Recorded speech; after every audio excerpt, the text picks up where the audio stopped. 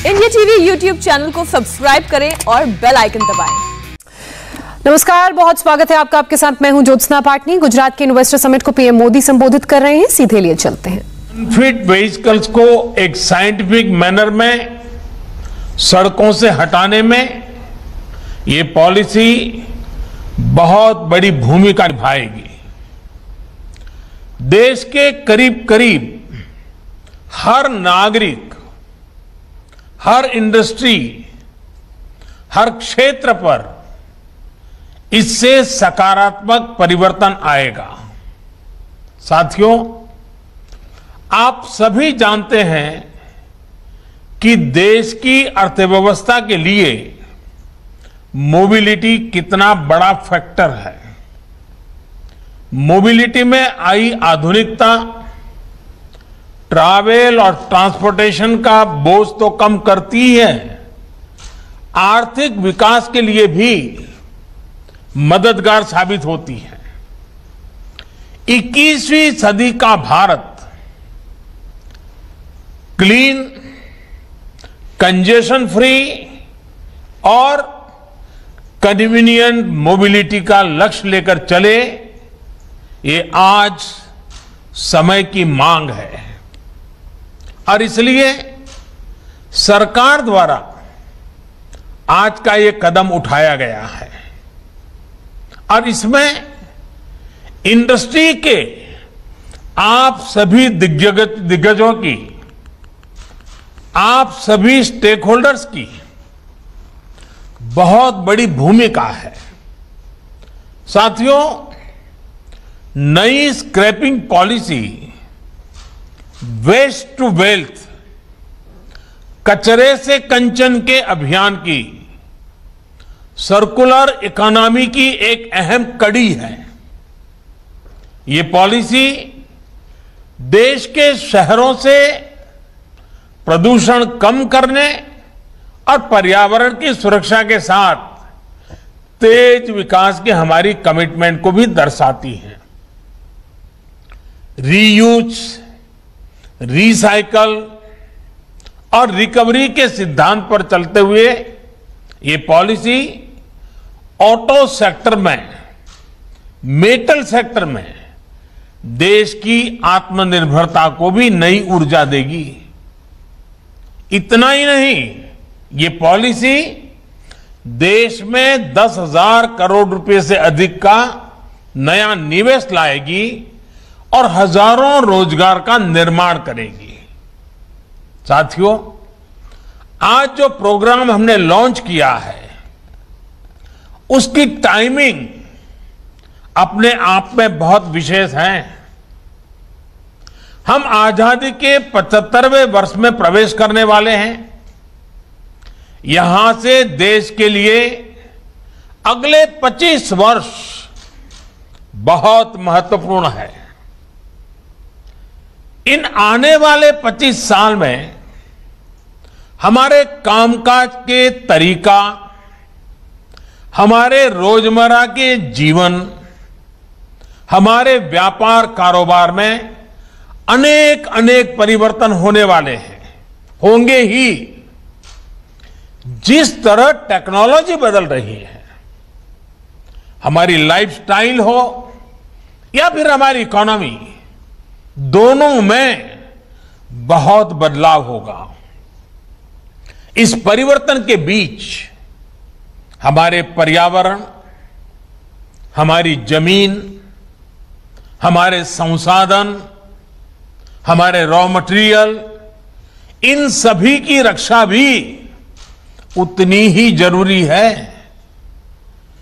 Technology को drive करने वाले रेयर अर्थ मेटल्स, जो आज ही रेयर है, लेकिन जो मेटल आज उपलब्ध हैं वो भी कब रेयर हो जाएंगे ये कहना मुश्किल है।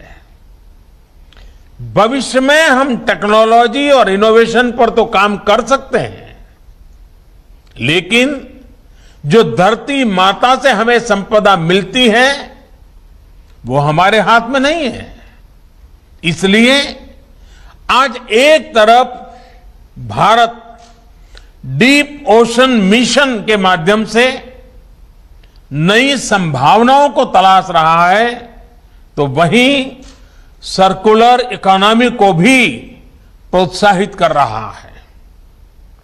कोशिश ये है कि विकास को हम सस्टेनेबल बनाएं, एनवायरमेंट फ्रेंडली बनाएं। क्लाइमेट चेंज की चुनौतियां हम आए दिन अनुभव कर रहे हैं। इसलिए भारत को अपने हित में, अपने नागरिकों के हित में बड़े कदम उठाने जरूरी हैं। इसी सोच के साथ बीते सालों में एनर्जी सेक्टर में अभूतपूर्व काम हुआ है। सोलर और विंड पावर हो या फिर बायोफ्यूल, आज भारत दुनिया में अग्रणी देशों में शामिल हो रहा है। वेस्ट टू वेल्थ का एक बहुत बड़ा अभियान चलाया जा रहा है। इसको स्वच्छता से भी जोड़ा गया है और आत्मनिर्भरता से भी जोड़ा गया है। बल्कि आजकल तो हम सड़कों के निर्माण में वेस्ट का बड़ी मात्रा में उपयोग कर रहे हैं। सरकारी बिल्डिंग, गरीबों के लिए घर के निर्माण में भी रिसाइकलिंग को प्रोत्साहित किया जा रहा है। साथियों, ऐसे ही अनेक प्रयासों में आज ऑटोमोबाइल सेक्टर का नाम भी जुड़ गया है। इस पॉलिसी से सामान्य परिवारों को हर प्रकार से बहुत लाभ होगा। सबसे पहला लाभ तो ये होगा कि पुरानी गाड़ी को स्क्रैप करने पर एक सर्टिफिकेट मिलेगा। ये सर्टिफिकेट जिसके पास होगा उसे नई गाड़ी की खरीद पर रजिस्ट्रेशन के लिए कोई पैसा नहीं देना होगा। इसके साथ ही उसे रोड टैक्स में भी कुछ छूट दी जाएगी। दूसरा लाभ यह होगा कि पुरानी गाड़ी की maintenance cost, repair cost, fuel efficiency, इसमें भी बचत होगी। तीसरा लाभ सीधा जीवन से जुड़ा है। पुरानी गाड़ियां, पुरानी टेक्नोलॉजी के कारण रोड एक्सीडेंट का खतरा बहुत अधिक रहता है, उससे मुक्ति मिलेगी। चौथा, इससे हमारे स्वास्थ्य पर प्रदूषण के कारण जो असर पड़ता है उसमें भी कमी आएगी। और सबसे बड़ी बात यह है कि इस पॉलिसी के तहत गाड़ी सिर्फ उसकी एज देखकर ही स्क्रैप नहीं की जाएगी। गाड़ियों का वैज्ञानिक तरीके से ऑथोराइज ऑटोमेटेड टेस्टिंग सेंटर्स पर फिटनेस टेस्ट होगा। अगर गाड़ी अनफिट होगी तो वैज्ञानिक तरीके से स्क्रैप किया जाएगा।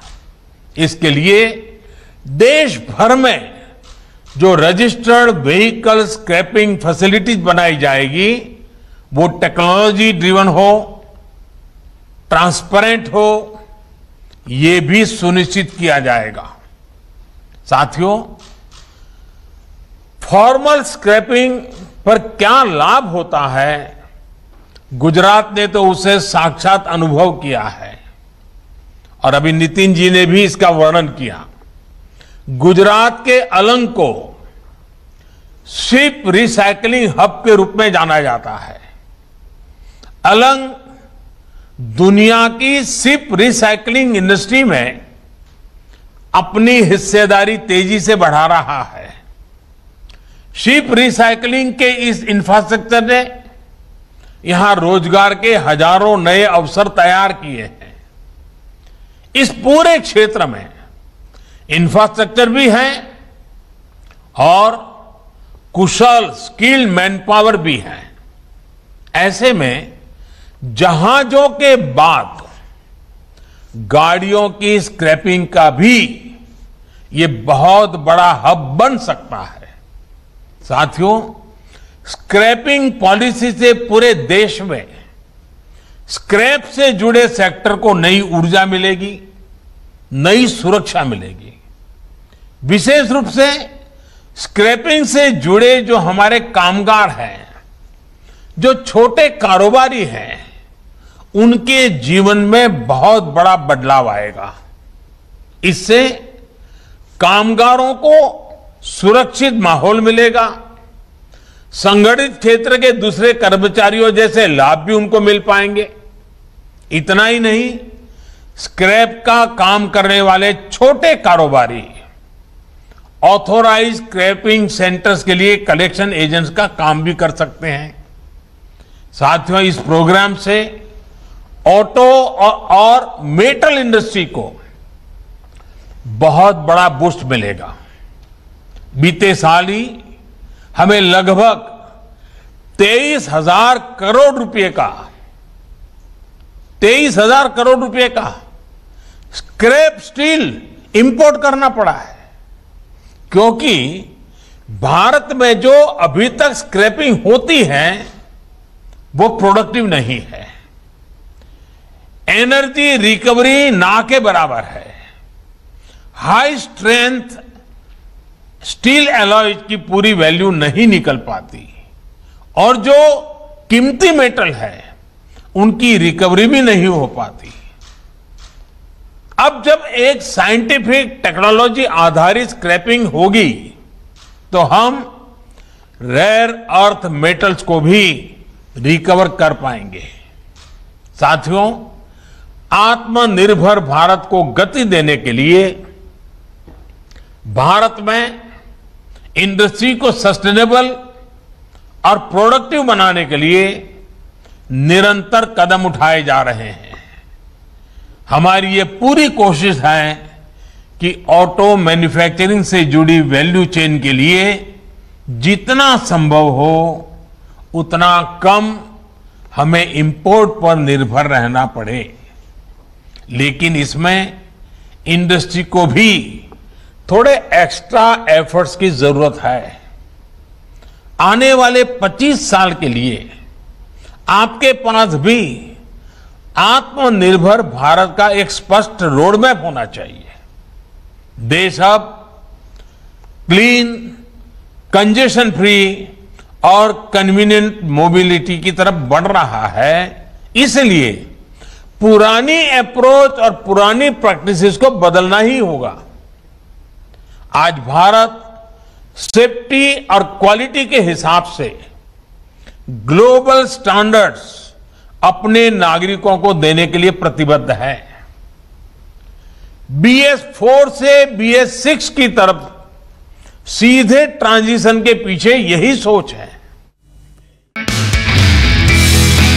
नमस्ते, मैं हूं मीनाक्षी जोशी। वीडियो और खबरों से अपडेट रहने के लिए India TV YouTube channel subscribe करें, बेल आइकन दबाना ना भूलें। जुड़े रहें इंडिया टीवी के साथ।